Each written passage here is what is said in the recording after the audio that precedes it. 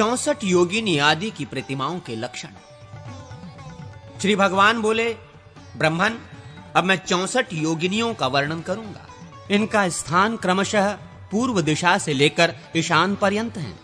इनके नाम इस प्रकार हैं: अक्षोभ्या, रुक्षकर्णी, राक्षसी, शपणा, क्षमा, पिकांक्षी, अक्षया, क्षेमा, इला, नीललया, लोला, रक्ता या लक्ता, बलाकेशी, लालसा, विमला, दुर्गा अथवा हुताशा, विशालाक्षी, हिंकरा या हुंकारा, वडवामुखी, महाक्रूरा, क्रोधना, भयंकरी, महानना, सर्वज्ञा, तरला, तारा, ऋग्वेदा, हयानना, सारा, रस संग्राही अथवा सुसंग्राही या रुद्र संग्राही, शबरा या शंबरा, तालजंगिका, रक्ताक्षी, सुप्रसिद्धा, विद्युजिहा, करंगिणी, मेघनादा, प्रचंडा, उग्रा, कालकर्णी, वरप्रदा, चंडा अथवा चंद्रा, चंडवती या चंद्रावली, प्रपंचा, प्रलयांतिका, शिशुवंचा, पिशाची, पिशितास्वलोलूपा, धमिनी, तपनी, रागिणी अथवा वामिनी, विकृतानना, वायुवेगा, बृहत्कुक्षी, विकृता, विश्वरूपिका, यमजिह्वा, जयंती, दुर्जया, जयंतिका अथवा यमांतिका, विडाली, रेवती, पुतना तथा 64वीं विजयांतिका। योगिनियां 8 अथवा 4 हाथों से युक्त होती हैं, इच्छा अनुसार शस्त्र धारण करती हैं तथा उपासकों को संपूर्ण सिद्धियां प्रदान करने वाली हैं। भैरव के 12 हाथ हैं। उनके मुख में ऊंचे दांत हैं तथा सिर पर जटा एवं चंद्रमा धारण करते हैं। उन्होंने एक ओर से 5 हाथों में क्रमशः खड्ग, अंकुश, कुठार, बाण तथा जगत को अभय प्रदान करने वाली मुद्रा धारण कर रखी है। उनके दूसरी ओर के 5 हाथ धनुष, त्रिशूल, खड्वांग, पाशकार्ध एवं वर की मुद्रा से सुशोभित होते हैं। शेष 2 हाथों में उन्होंने गजचर्म ले रखा है। हाथी का चमड़ा ही उनका वस्त्र है और वे सर्पमय आभूषणों से विभूषित हैं। प्रेत पर आसन लगाए मातृकाओं के मध्य भाग में विराजमान हैं।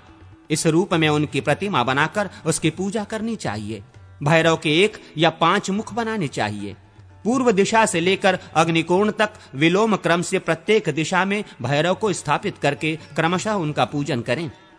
बीज मंत्र को 8 दीर्घ स्वरों में से एक-एक के द्वारा भेदित एवं अनुस्वार युक्त करके उस दिशा के भैरव के साथ संयुक्त करें और उन सब के अंत में नमः पद को जोड़ें तथा ओम ह्रां भैरवाय नमः प्राच्याम, ओम ह्रीं भैरवाय नमः ऐशान्याम, ओम हुं भैरवाय नमः उदिच्याम, ओम हे भैरवाय नमः वायव्ये, ओम है भैरवाय नमः प्रचितयाम, ओम है भैरवाय नमः नैऋत्याम, ओम हं भैरयाम नमः अवाच्याम, ओम हम भैरवाय नमः आग्नेय्याम। इस प्रकार इन मंत्रों का क्रमशः उन दिशाओं में भैरव का पूजन करें। इन्हीं में से 6 बीज मंत्रों द्वारा षड्न्यास एवं उन अंगों का पूजन भी करना चाहिए। उनका ध्यान इस प्रकार है: भैरव जी मंदिर अथवा मंडल के आग्नेय दल अग्निकोणास्थ दल में विराजमान सुवर्णमयी रचना से युक्त नाद बिंदु एवं इंदु से सुशोभित तथा मातृकाधापति अंग से प्रकाशित है। ऐसे भगवान भैरव का मैं भजन करता हूँ। वीरभद्र वृषभ पर आरूढ़ हैं। वे मातृकाओं के मंडल में विराजमान और 4 भुजाधारी हैं। गौरी 2 भुजाओं से युक्त और त्रिनेत्रधारिणी हैं। उनके एक हाथ में शूल और दूसरे में दर्पण है। ललिता देवी कमल पर विराजमान है।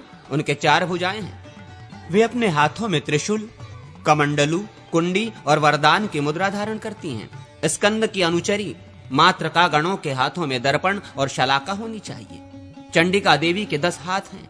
वे अपने दाहिने हाथों में बाण, खड्ग, शूल, चक्र और शक्ति धारण करती हैं और बाएं हाथों में नागपाश, ढाल, अंकुश, कुठार तथा धनुष लिए रहती हैं।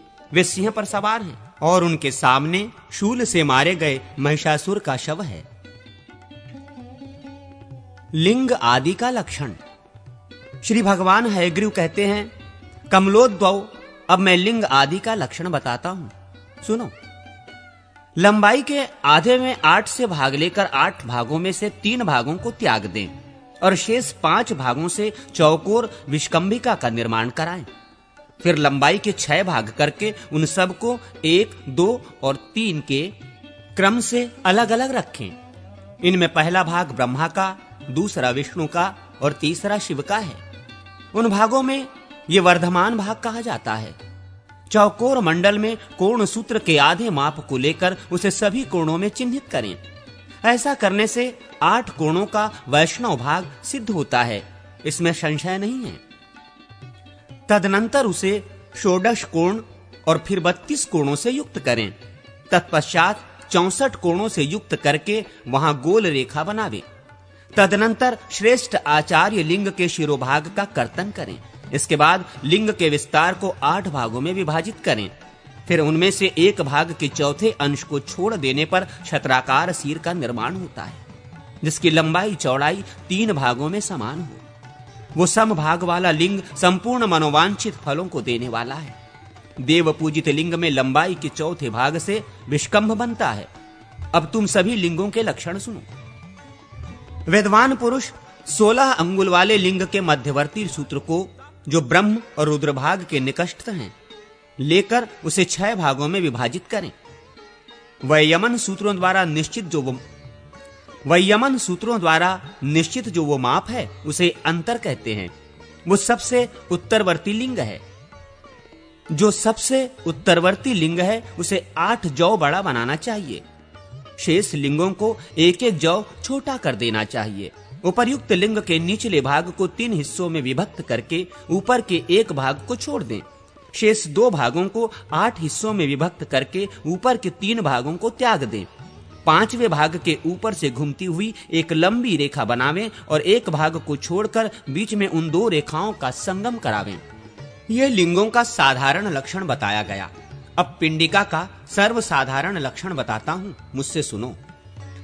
ब्रह्म भाग में प्रवेश तथा लिंग की ऊंचाई जानकर विद्वान पुरुष ब्रह्मशिला के स्थापना करें और उस शिला के ऊपर ही उत्तम रीति से कर्म का संपादन करें।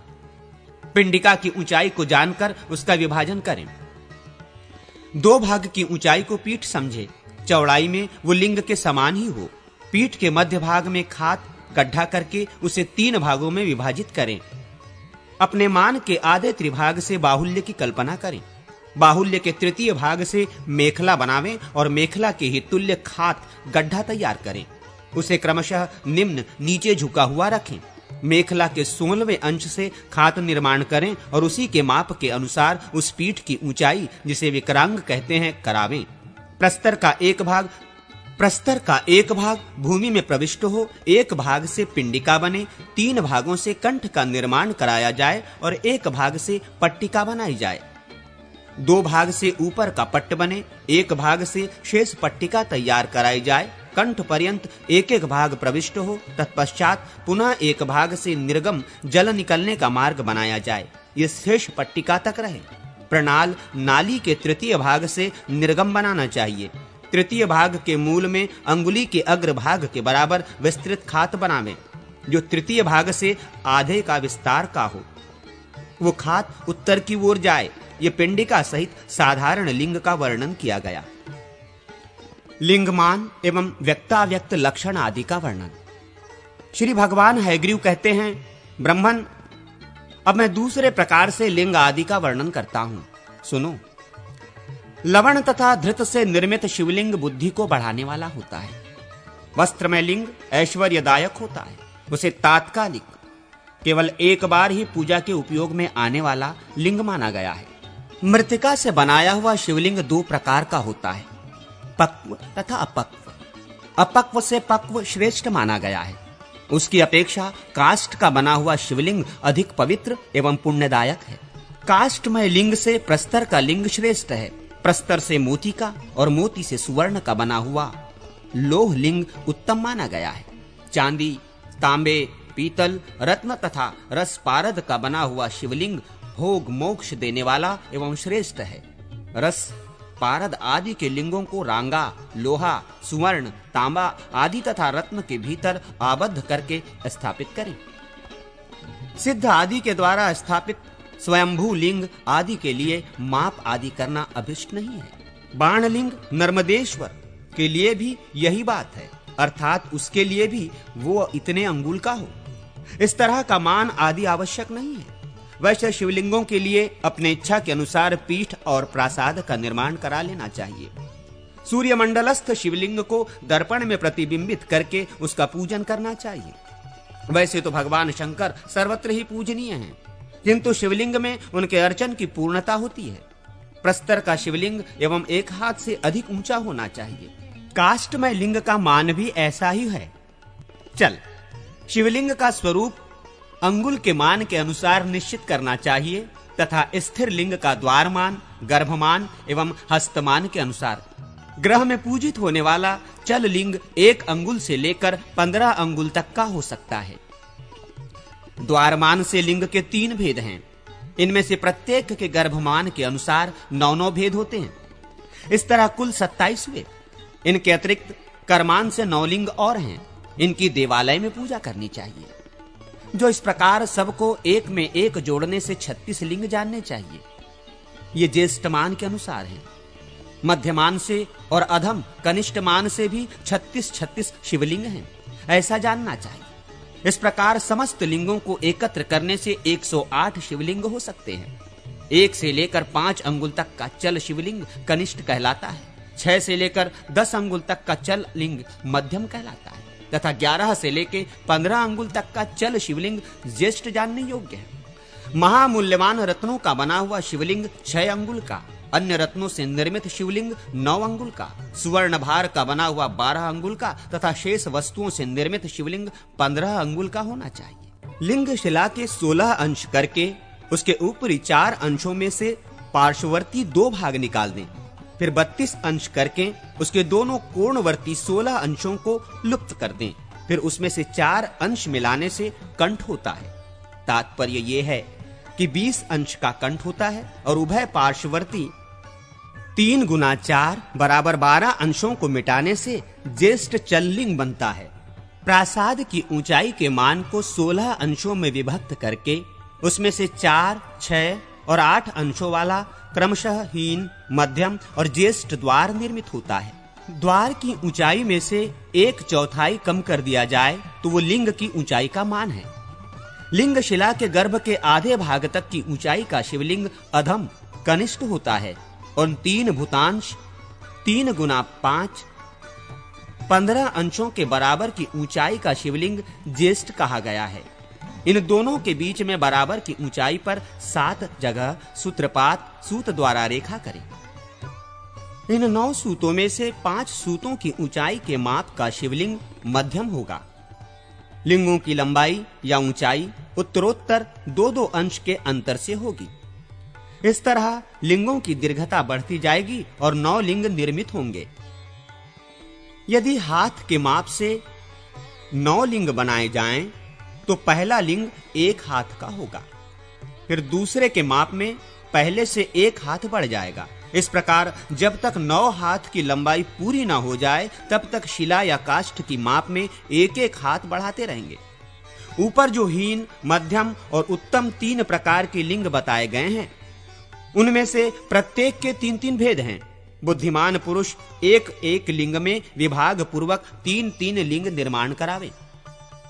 6 अंगुल और 9 अंगुल के शिवलिंगों में भी 3-3 लिंग निर्माण करावे। स्थिर लिंग द्वारमान, गर्भमान तथा हस्तमान इन 3 दीर्घ प्रमाणों मापों के अनुसार बनाना चाहिए। उक्त 3 मापों के अनुसार ही उसकी 3 संज्ञाएं हैं। भगेश, जलेश और देवेश। विष्कंभ विस्तार के अनुसार लिंग के 4 रूप लक्षित करें। दीर्घ प्रमाण के अनुसार संपादित होने वाले 3 रूपों में निर्दिष्ट लिंग को शुभ आय आदि युक्त करके निर्मित करावे। उक्त त्रिविध लिंगों की लंबाई 4 या 8 हाथ की हो, यह अभिष्ट है। ये क्रमशः त्रितत्व रूप अथवा त्रिगुण रूप हैं। लिंग जितने हाथ का हो, उसका अंगुल बनाकर आय संख्या 8, स्वर संख्या 7, भूत संख्या 5 तथा अग्नि संख्या 3 से पृथक पृथक भाग दें। जो शेष बचे उसके अनुसार शुभाशुभ फल को जाने। ध्वजादि आयों में से ध्वज, सिंह, हस्ती और वृषभ ये श्रेष्ठ हैं। अन्य 4 आय अशुभ हैं। 7 संख्या से भाग देने पर जो शेष बचे उसके अनुसार स्वर का निश्चय करें। स्वरों में षडज, गांधार तथा पंचम शुभदायक है। 5 से भाग देने पर जो शेष बचे उसके अनुसार पृथ्वी आदि भूतों का निश्चय करें। भूतों में पृथ्वी ही शुभ है। 3 से भाग देने पर जो शेष रहे तद अनुसार अग्नि जाने। अग्नियों में आहवनीय अग्नि ही शुभ है। उक्त लिंग की लंबाई को आधा करके उसमें 8 से भाग देने पर यदि शेष 7 से अधिक हो तो वो लिंग आढ़्य कहा जाता है। यदि 5 से अधिक शेष रहे तो वो अनाढ़्य है। यदि 6 अंश से अधिक शेष हो तो वो लिंग देवेज्य है और 3 अंश से अधिक शेष हो तो उस लिंग को अक्रतुल्य माना जाता है। ये चारों ही प्रकार के लिंग चतुष्कोण होते हैं। 5वां वर्धमान संज्ञक लिंग है। उसमें व्यास से नाह बढ़ा हुआ होता है। व्यास के समान नाह एवं व्यास से बढ़ा हुआ नाह। इस प्रकार इन लिंगों के 2 भेद हो जाते हैं। विश्वकर्म शास्त्र के अनुसार इन सब के बहुत से भेद बताए जाएंगे। आढ़्य आदि लिंगों के स्थूलता आदि के कारण 3 भेद और होते हैं। उनमें एक एक यव की वृद्धि करने से वे सब 8 प्रकार के लिंग होते हैं। फिर हस्तमान से जिन संज्ञक लिंग के भी 3 भेद होंगे उसको सर्वसम लिंग में जोड़ लिया जाएगा। अनाढ़्य, देवाचर्चित तथा अक्रतुल्य में भी 5-5 भेद होने से ये 25 होंगे। ये सब एक जिन और भक्त भेद से 75 हो जाएंगे। सबका आकलन करने से 15,400 शिवलिंग हो सकते हैं। इसी तरह 8 अंगुल के विस्तार वाला लिंग भी एकांगुल मान, हस्तमान एवं गर्भमान के अनुसार 9 भेदों से युक्त है। सब के कोण तथा अर्ध कोणस्थ सूत्रों द्वारा कोणों का छेदन विभाजन करें। लिंग के मध्य भाग के विस्तार को ही प्रत्येक विभाग का विस्तार मानकर तदनुसार मध्य, ऊर्ध्व और अधः इन विभागों की स्थापना करें। मध्यम विभाग से ऊपर का अष्टकोण या षोडश कोण वाला विभाग शिव का अंश है। पाद या मूल भाग से जानु पर्यंत लिंग का अधोभाग है, ये ब्रह्मा का अंश है। तथा जानु से नाभि पर्यंत लिंग का मध्यम भाग है, जो भगवान विष्णु का अंश है। मूर्धांत भाग भूत भागेश्वर का है। व्यक्त अव्यक्त सभी लिंगों के लिए ऐसी ही बात है। जिस शिवलिंग में 5 लिंग की व्यवस्था है वहां शिरोभाग गोलाकार होना चाहिए, ऐसा बताया जाता है। वो गोलाई शात्राकार हो, मुर्गी के अंडे के समान हो, नवोदित चंद्र के सदृश्य हो तथा पुरुष के आकार की हो। पुरुषाकृति के स्थान में त्रिपुषाकृति पाठ हो तो गोलाई त्रिपुष के समान आकार वाली हो, ऐसा अर्थ लेना चाहिए। इस प्रकार एक एक के 4 भेद होते हैं। कामनाओं के भेद से इनके फल में भी भेद होता है, ये बताऊंगा। लिंग के मस्तक भाग का विस्तार जितने अंगुल का हो उतनी संख्या में 8 से भाग दें। इस प्रकार मस्तक को 8 भागों में विभक्त करके आदि के जो 4 भाग हैं उनका विस्तार और ऊंचाई के अनुसार ग्रहण करें। एक भाग को छांट देने से पुंडरिक नामक लिंग होता है। 2 भागों को लुप्त कर देने से विशाल संज्ञक लिंग होता है। 3 भागों का उच्छेद कर देने पर उसकी श्रीवत्स संज्ञा होती है तथा 4 भागों के लोपने से उस लिंग को शत्रुकारक कहा गया है। शिरोभाग सब ओर से सम हो तो श्रेष्ठ माना गया है। देवपूज्य लिंग में मस्तक भाग कुक्कुट के अंड की भांति गोल होना चाहिए। चतुर्भागात्मक लिंग में ऊपर का 2 भाग मिटा देने से त्रिपुष नामक लिंग होता है। ये त्रिपुष अनाढ़्य संज्ञक शिवलिंग का सिर माना गया है। अब अर्धचंद्राकार सिर के विषय में सुनो। शिवलिंग के प्रांत भाग में एक अंश के 4 अंश करके एक अंश को त्याग दिया जाए तो वो अमृताक्ष नाम धारण करता है। दूसरे, तीसरे और चौथे अंश का लोप करने पर क्रमशः उन शिवलिंगों की पूर्णेंद्रु, बालेंद्रु और कुमुद संज्ञा होती है। ये क्रमशः चतुर्मुख, त्रिमुख और एकमुख होते हैं। इन तीनों को मुखलिंग भी कहते हैं। अब मुखलिंग के विषय में सुनो। पूजा भाग की त्रिविध कल्पना करनी चाहिए। मूर्ति पूजा, अग्नि पूजा तथा पद पूजा। पूर्ववत द्वादशांतक का त्याग करके 6 भागों द्वारा 6 स्थानों की अभिव्यक्ति करें। सिर को ऊंचा करना चाहिए तथा ललाट, नासिका, मुख, चिबुक तथा ग्रीवा भाग को भी स्पष्टतया व्यक्त करें। 4 भागों या अंशों द्वारा दोनों भुजाओं तथा नेत्रों को प्रकट करें। प्रतिमा के प्रमाण के अनुसार मुकुलाकार हाथ बनाकर विस्तार के अष्टमांश से 4 मुखों का निर्माण करें। प्रत्येक मुख सब ओर से सम होना चाहिए। ये मैंने चतुर्मुख लिंग के विषय में बताया, अब त्रिमुख लिंग के विषय में बताया जाता है। सुनो, त्रिमुख लिंग में चतुर्मुख की अपेक्षा कान और पैर अधिक रहेंगे। ललाट आदि अंगों का पूर्ववत ही निर्देश करें।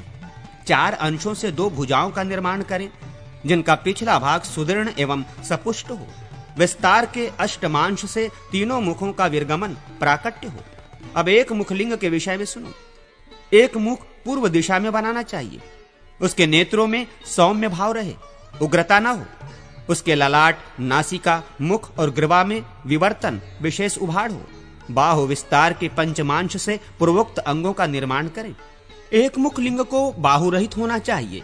एक मुख लिंग में विस्तार के छठे अंश से मुख का निर्गमन हितकर कहा गया है। मुखयुक्त जितने भी लिंग हैं, उन सब का शिरोभाग त्रिपुषाकार या कक्कुटांड के समान गोलाकार होना चाहिए।